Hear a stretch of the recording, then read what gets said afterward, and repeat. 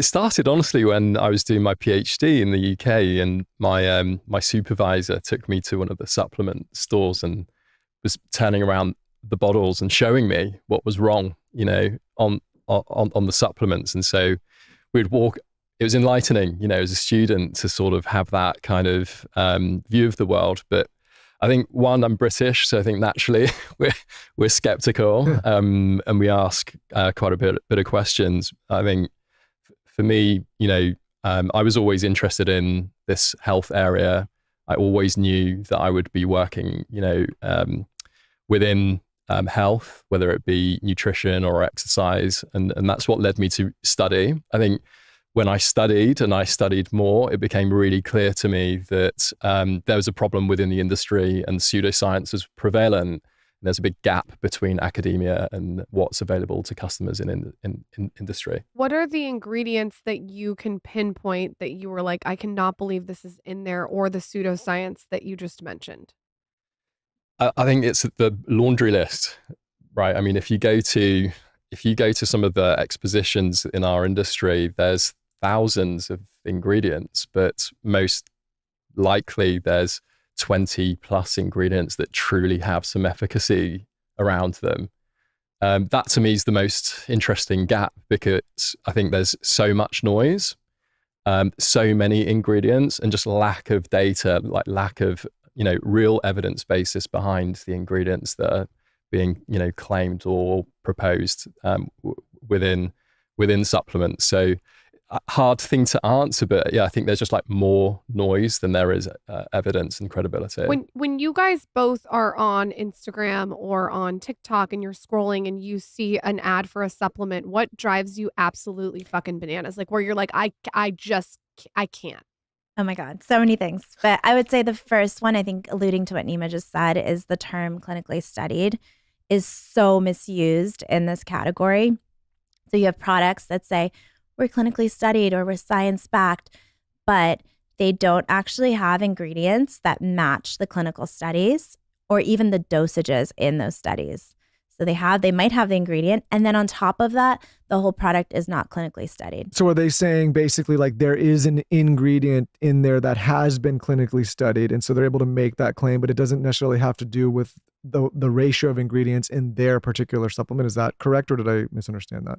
Exactly. That is accurate. There is currently there's two things that really drive us crazy is the lack of kind of a clear definition in the industry of what clinically studied means. There's no regulation around that.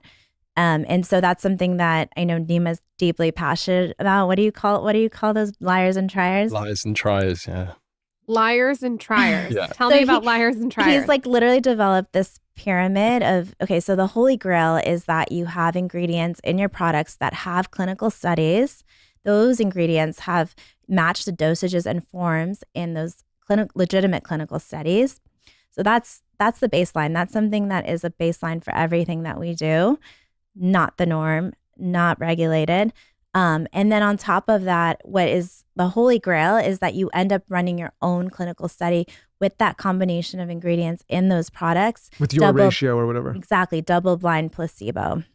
What ways do you guys feel like consumers are being duped besides clinical studies? What are other things that they should be aware of as someone, especially we purchase supplements, the audience purchases supplements. What should we be aware of? The FDA doesn't have health protective measures when it comes to heavy metals. Shocking. Shocking. That doesn't surprise me at all. Yeah. Maybe this is for both of you or for Nima, like why is that right now? Is that just because we're just discovering that heavy metals are in things and that we haven't caught up, or is there a reason that the FDA doesn't protect against that? There are regulations and there are safety standards. I think the enforcement is very difficult to really check, on the safety profile of all supplements. So they should adhere to safety standards, but I think the regulations are not sufficient because we do have, I think the research is that 10 to 15% of all supplements on the market contain banned substances or contaminants. That's a pretty scary statistic. Sure. to sort of think through when you've got access to basically everything. So I think we do need to help arm not only consumers with knowledge, but we do need to, I think, advocate for sort of stricter standards within the industry too. Didn't they just come out with something where they've been finding heavy metals in people's brains? Is that true or is that not? There's been a lot of recent studies, one that had thousands of participants and show that people consuming botanicals had elevated levels of lead. There was also a study in prenatal vitamins that showed elevated levels of heavy metals as well. I think a lot of supplements are grown overseas where there's even less, regulation or enforcement and oversight. And so heavy metals are in everything. It's not necessarily something to be like, holy crap. Your water that you're drinking right now, Lauren, has, I'm sure, heavy metals in it, but it is the amount that matters. And I do think that this is definitely the future watch out of the category. And what we pride ourselves on, especially with the protein, is a commonality that Nima and I got really passionate about, is actually listing the heavy metal amounts on our site, because it's the amount that matters, not just not having heavy metals, but what is the amount? Because if you think about everything you're consuming has heavy metals and you aggregate that, then that becomes a problem. When you think about ingredients, if you could wave a wand, Dr. Nima, and say everyone in the United States takes 5 ingredients. Let's just talk about the ingredients. What are those 5 ingredients that you would suggest? Oh my gosh, what a tough question.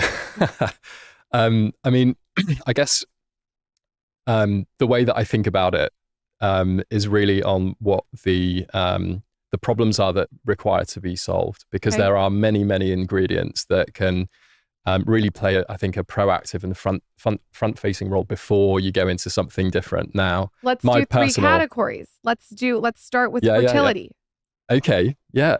Well, fertility is something that we've been looking at pretty recently, and it's somewhat underserved, right? So it's a need state that nutrition can play a role. There is evidence basis around that ingredients can influence fertility and conception outcomes. And we've understood that, based on clinical data or research-backed ingredients, that NAC, CoQ10, and minoxidil are ingredients that have been shown to not only improve ovarian and follicular health, but also have conferred to improved outcomes, meaning better conception rates. So these are the ingredients that we have determined to be the best candidates within that. Why area. NAC? Isn't that typically more like metabolic and heart health, or no? It's a potent antioxidant, and it's a precursor antioxidant to glutathione. And anyway, in research, this has been shown now by various different groups to improve the antioxidant profile of with regard to follicular health or egg quality. So I think there's still more to learn there, but these are the ones that we think have the highest level of evidence. What about the category of stress? What are the ingredients? With regard to stress, there's a few really good candidates. I think one of which is ashwagandha. Has got really good clinical evidence now. It was 10 years ago that was used, more by traditional means. Now got plenty of data on ashwagandha in different forms and formats.